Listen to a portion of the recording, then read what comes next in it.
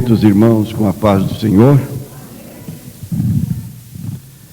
Vamos abrir nossas Bíblias no Evangelho de Jesus Cristo, conforme escreveu Marcos, capítulo 10, versículos 46 em diante. Marcos, capítulo 10, versículos 46 até os 52.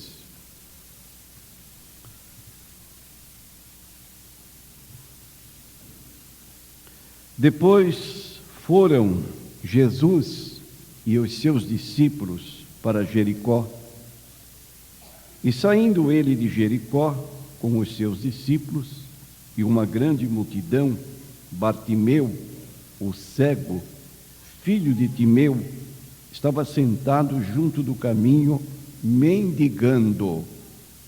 E ouvindo que era Jesus de Nazaré, começou a clamar e a dizer: Jesus, filho de Davi, tem misericórdia de mim. E muitos o repreendiam para que se calasse, mas ele clamava cada vez mais: Filho de Davi, tem misericórdia de mim.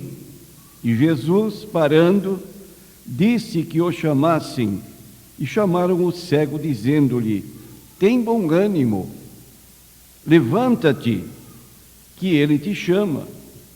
E ele, lançando de si a sua capa, levantou-se e foi ter com Jesus. E Jesus, falando, disse-lhe: Que queres que te faça? E o cego lhe disse: Mestre, que eu tenha vista. E Jesus lhe disse: Vai, a tua fé te salvou. E logo viu e seguiu a Jesus pelo caminho. Meus irmãos, acabamos de ouvir uma mensagem relatando um dos milagres operados pelo Senhor Jesus Cristo durante o seu ministério público terreno. Eu estou aqui lendo para vocês um outro milagre estupendo operado pelo Senhor Jesus Cristo. Se eu perguntasse para você nesta noite, você poderia me dizer quantos foram os milagres operados por Jesus Cristo? Eu também não saberia responder.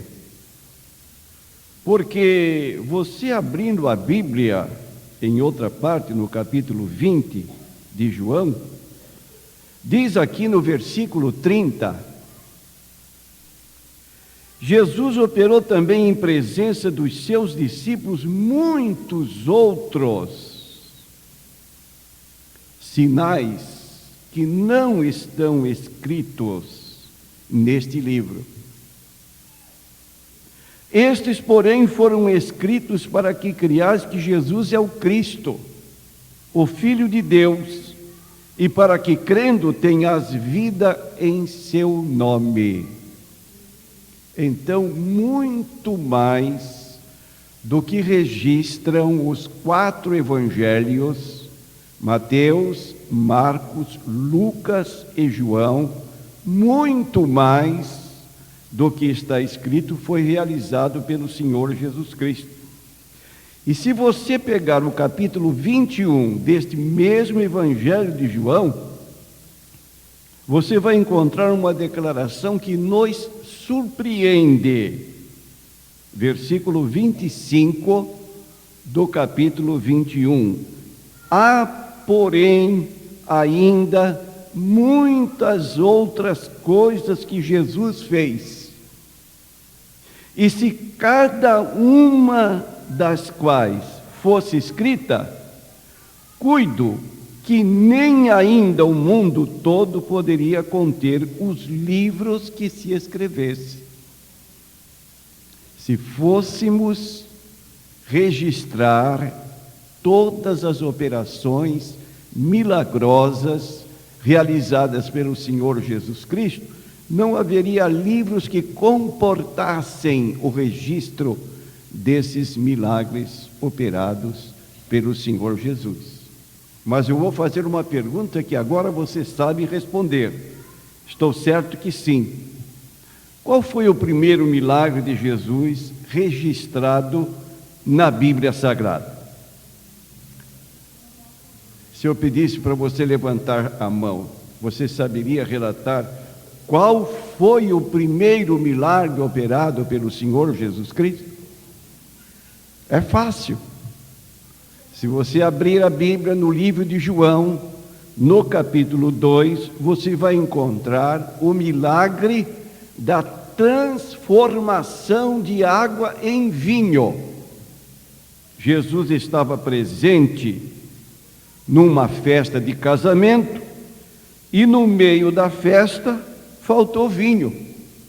Lá estavam 6 talhas de pedra. Cada talha cabia 30 litros de água, que eram usados para a purificação, para a lavagem dos pés dos visitantes. E Jesus então mandou que se enchessem aquelas talhas com água e mandou levar à mesa. E quando provaram o vinho transformado da água, ficaram admirados a tal ponto que o mestre Sala disse: por que guardaste o bom vinho para o fim?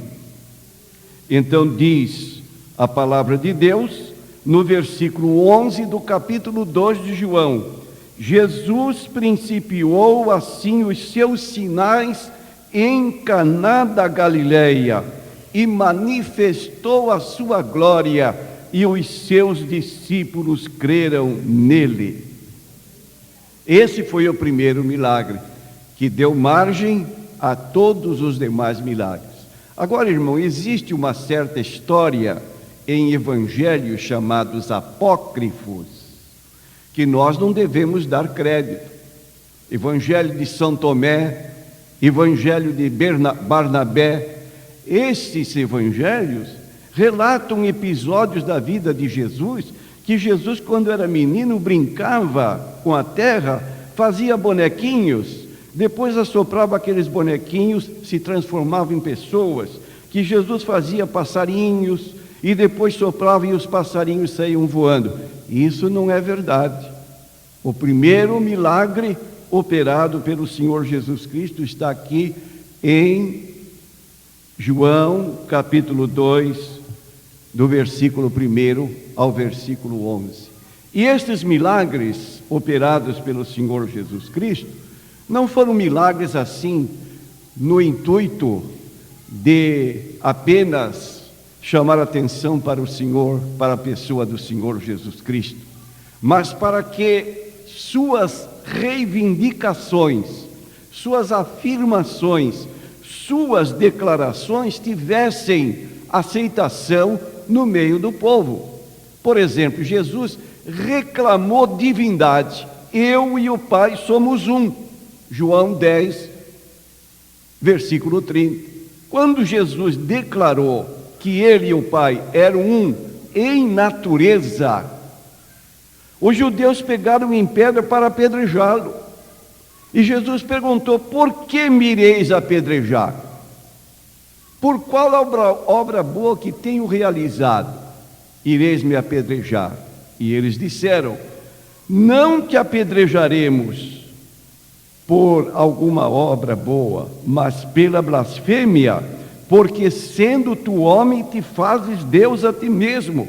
E Jesus então retruca para eles: se eu não faço as obras de Deus, não me acrediteis, mas se eu as faço, por que não me acreditais? Então Jesus estava dizendo que suas obras confirmavam, ratificavam suas declarações que pareciam absurdas e até blasfemas. Ele confirmava suas declarações com os milagres que ele realizava. E aqui, meus irmãos, neste registro de Marcos, nós encontramos então essa obra realizada pelo Senhor Jesus Cristo, e nós temos alguns ensinos que podem advir para nós nesta noite, corroborando com o que nós já ouvimos. O texto sagrado diz que este homem era cego. Obviamente, uma pessoa cega não pode ver. Este homem não viu um milagre de Jesus sequer, porque uma pessoa cega não tem condições de ver nada.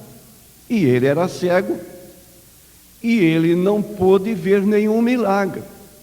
Como é que ele pôde manifestar uma fé muito grande, eu diria uma fé robusta, na pessoa do Senhor Jesus Cristo?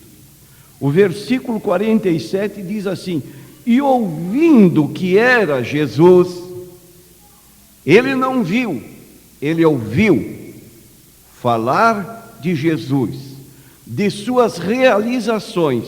E quando agora Jesus passava por perto de onde ele estava, o vozerio indicava que Jesus era uma personalidade importante, que muita gente o acompanhava, e ele, ouvindo falar que era Jesus de Nazaré, então se pergunta, porque hoje em dia nós estamos encontrando algumas igrejas onde você vê certas práticas que você fica admirado. Nunca tomei conhecimento disso. Você ouve falar de um chamado ponto de contato, que diz certos pregadores, é para abrir a porta para que você tenha fé. Então você ouve falar de rosa ungida. Para que essa rosa? É o ponto de contato para você despertar a fé. Sem essa rosa, você não pode manifestar sua fé.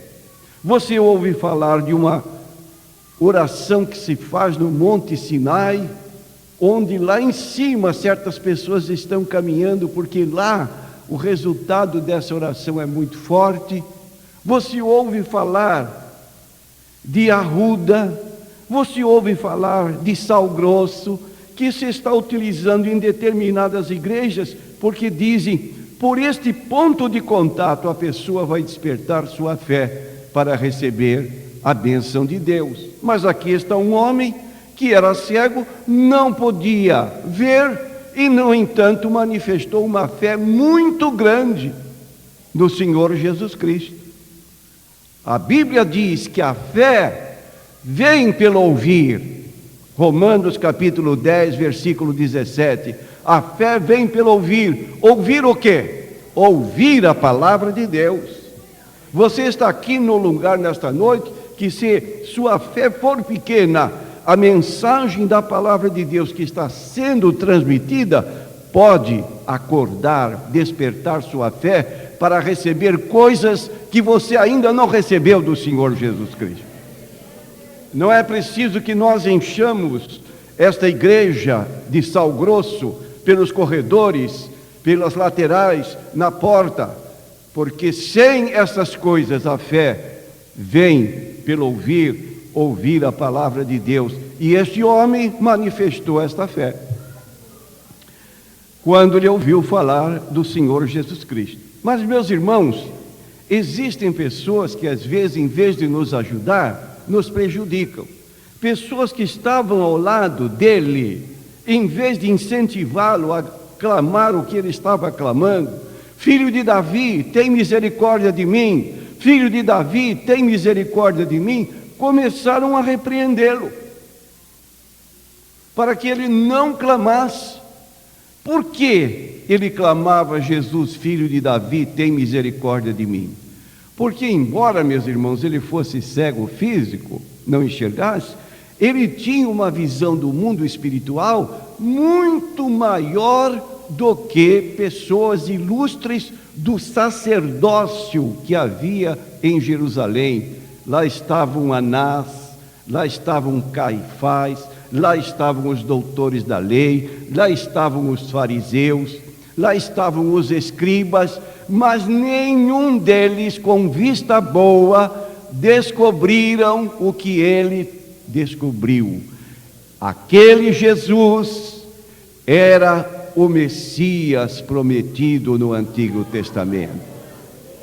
Não puderam ver isso, mas ele, um cego, pôde ver que Jesus era além, muito além do que simplesmente um homem. Jesus era aquele de quem Isaías havia escrito no capítulo 7, no versículo 14 do seu livro: a virgem conceberá, dará à luz um filho, por-lhe-ão o nome de Emanuel, que traduzido é Deus conosco. Jesus não era simplesmente um homem conosco, era Deus conosco. O Verbo que era Deus se fez homem e habitou entre nós, e vimos a sua glória como a glória do unigênito do Pai, cheio de graça e de verdade. Você já descobriu isso?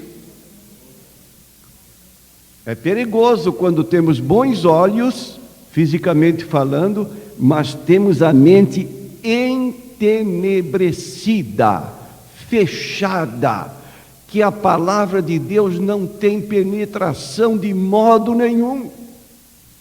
Este homem cego pôde ver isso. Este Jesus, filho de Davi, era aquele de quem Isaías havia dito no capítulo 9, versículo 6 do seu livro: um menino nos nasceu, um filho se nos deu, o principado está sobre seus ombros, seu nome será Maravilhoso, Conselheiro, Deus Forte, Príncipe da Paz. Ele viu em Jesus isso. Agora ele, que havia descoberto isso, começa a sofrer uma repreensão para que se calasse, mas ele não se calava, clamava ainda mais: filho de Davi, tem misericórdia de mim. Quando uma pessoa, irmãos, começa a sentir a atuação do Espírito Santo na sua vida e se desperta nele uma convicção do pecado, ou seja, ele começa a sentir-se incomodado, começa a sentir-se acusado do erro da sua vida, que ele não pode mais continuar assim, nessa forma de viver, ele começa a se enjoar de si mesmo. Eu sou um homem miserável, derrotado por isso, derrotado por aquilo outro, não consigo mais viver. E ele toma conhecimento da pessoa do Senhor Jesus Cristo. Certos amigos, parentes e vizinhos começam a dizer: olha, para com este sentimentalismo de que você tem pecado, de que precisa perdão de pecados. E ele não para, porque ele vê o problema dele. O cego sabia o que era ser cego, os outros não sabiam. Ele sabia o que era mendigar, o que era depender da misericórdia dos outros. E agora que pareceu a oportunidade para ele ser curado, ele iria parar de clamar? Ele ia romper com todas as barreiras para alcançar de Jesus o que Jesus podia dar para ele. Isso acontece com pessoas que recebem a atuação do Espírito Santo, que veio para convencer do pecado e insiste com a pessoa: não continue assim no seu erro. E você então alcança a libertação quando faz com este homem. Jesus parou, mandou que o chamasse, e ele criou ânimo, e as próprias pessoas disseram: agora vai que ele vai te atender. E Jesus pergunta para ele: o que é que tu queres que eu te faça? E o cego disse: eu quero ter visto. Então diz aqui, Jesus lhe disse: vai, a tua fé te salvou. Logo viu e seguiu a Jesus pelo caminho. Ora, como é que ele poderia demonstrar seu reconhecimento, sua gratidão por aquele tão grande benefício de ter sua vista física? Eu quero ver, então vê. E agora, com vista boa, ele não agiu ingratamente, como fizeram os 10 leprosos. O que é que vocês querem? Queremos ser limpos. 10 homens leprosos. então vocês vão e se apresentem ao sacerdote. Quando foram no caminho, ficaram curados, só um voltou para agradecer. Jesus pergunta: e os outros 9? E os outros 9? Todos se retiraram, só receberam a bênção e, como diz o ditado, caíram fora. Só queriam a bênção, cura da lepra, mas não queriam seguir a Jesus Cristo nem agradecer-lhe. Este homem não, seguiu a Jesus pelo caminho, era a maneira pela qual ele podia reconhecer o seu agradecimento, sua gratidão para com o Senhor Jesus Cristo. E meus irmãos, se você perguntasse nesta noite, o que devemos oferecer ao Senhor Jesus Cristo em decorrência dos benefícios que temos diariamente recebido dele em nossas vidas? O que poderia agradar o Senhor Jesus Cristo? No Salmo 116, o escritor bíblico fez esta pergunta no versículo 12 em diante. Ele disse assim: que darei eu ao Senhor por todos os benefícios que me tem feito? Que darei? E ele responde: tomarei o cálice da salvação e invocarei o nome do Senhor. Pagarei os meus votos ao Senhor agora na presença de todo o seu povo. Que darei? Pelo benefício que recebi de Jesus, eu era cego espiritualmente. Hoje tenho boa visão espiritual, porque eu tenho o Espírito Santo que me guia em toda a verdade. Os que são guiados pelo Espírito de Deus são filhos de Deus. E nós recebemos então esta orientação pelo Espírito Santo, e a palavra de Deus é lâmpada para os nossos pés, é luz para o nosso caminho. Estamos sendo muito bem orientados pelo Espírito Santo que nos guia em toda a verdade, pela palavra de Deus que é lâmpada para os nossos pés e é luz para o nosso caminho. Temos gratidão de servir a Deus, mas irmãos, eu tenho notado durante esses dias, durante esse tempo, quanta gente é ingrata. Recebe do Senhor Jesus Cristo bênçãos espirituais, bênçãos físicas, e o que faz? A princípio, essas pessoas se chegam às águas do batismo com muito entusiasmo. Eu tenho recebido lá na porta, eu quero me filiar com esta igreja, eu quero ser membro desta igreja. Ora, eu digo para estas pessoas, quem mais ficaria contente do que senão nós que somos pastores? Ficamos contentes com certas pessoas que demonstram esta afeição, que querem seguir conosco o caminho do Evangelho. Vem às águas batismais e chega aqui o pastor e indaga: irmão fulano de tal, você tem recebido o Senhor Jesus Cristo como seu único e suficiente Salvador e Senhor? Essa pessoa confessa: sim. Você promete seguir ao Senhor Jesus Cristo durante todos os dias da sua vida? Essa pessoa responde: sim, de acordo com a tua confissão e o mandamento do Senhor Jesus Cristo, eu te batizo em nome do Pai e do Filho e do Espírito Santo. Você promete seguir a Jesus todos os dias da sua vida? Sim. Você promete? Quando olhamos para a igreja, notamos que esta pessoa está ausente. Paulatinamente, ela vai se esquecendo do voto que fez e está fora. O salmista disse: que darei a Deus pelos benefícios que Ele me tem feito? Ele disse: tomarei o cálice da salvação e invocarei o nome do Senhor. Então, quando nós nos propomos a seguir a Cristo, como fez este cego curado, viu e seguiu a Jesus pelo caminho, nós ficamos firmes no Evangelho e dizemos como o apóstolo Paulo: Quem nos separará do amor de Cristo? Quem? Tribulação, angústia, perseguição, fome, nudez, perigo, espada? Quem? E ele responde: em todas estas coisas somos mais do que vencedores por aquele que nos amou. Meu irmão, tenha esta fé robusta que o cego Bartimeu demonstrou. Rompa com os empecilhos que querem impedir de você se aproximar de Jesus para receber dele a bênção. E quando receber a bênção, não se esqueça, siga Jesus. Siga Jesus todos os dias, a tal ponto que você possa dizer como Paulo: eu combati o bom combate, eu acabei a carreira, eu guardei a fé e agora estou esperando a coroa da justiça, que o justo juiz me dará naquele dia, e não somente a mim. Não somente a mim. Quem mais?